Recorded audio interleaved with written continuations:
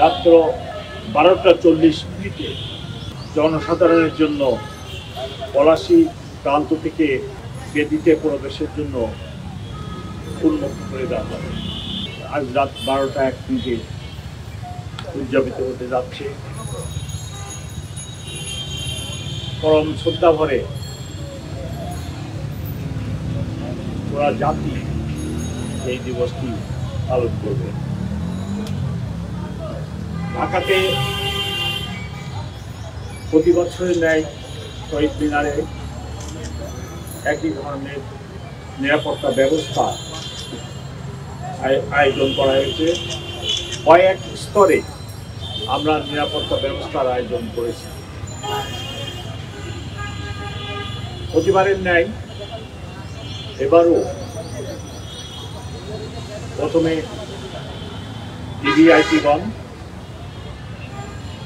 পরে ভিআইপি এবং তারপরে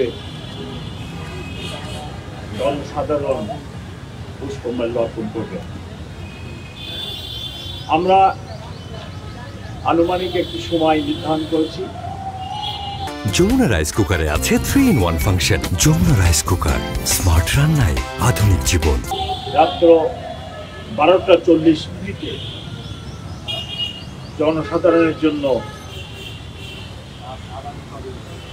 পলাশী প্রান্ত থেকে অর্থাৎ পশ্চিম পাশ থেকে বেদিতে প্রবেশের জন্য উন্মুক্ত করে দেওয়া হবে।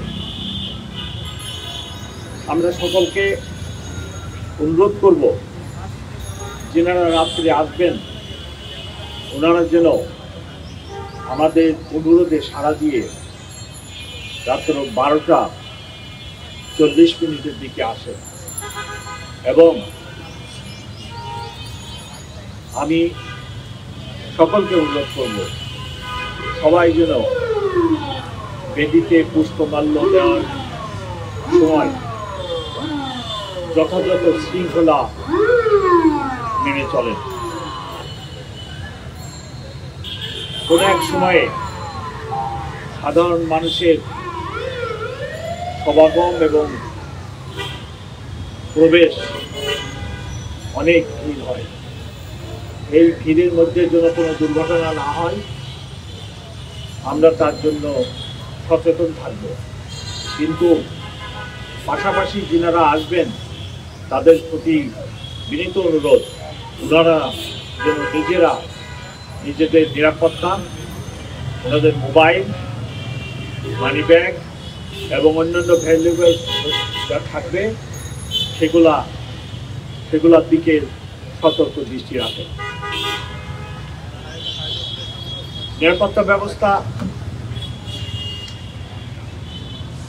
3-4 স্তরে নেওয়া হয়েছে এবং আজকে সন্ধ্যায়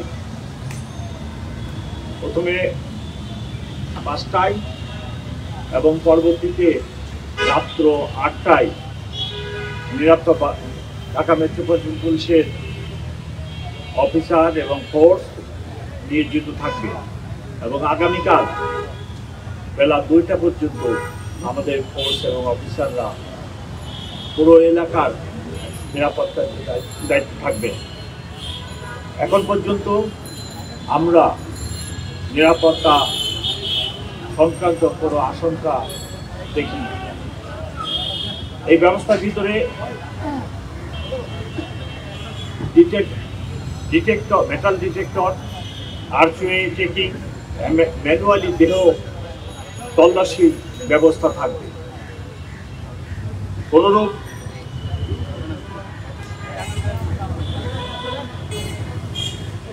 ধার্য পদার্থ বা বিস্ফোরক বা এরূপ কোনো কিছু যাতে নিয়ে কেউ প্রবেশ করতে না পারে তার জন্য আমাদের ব্যাপক ব্যবস্থা থাকবে। আপনারা জানেন প্রচুর লোক সমাগম হয়, সেই জন্য সবাইকে ধৈর্য ধারণ করতে হবে। সাথে সাথে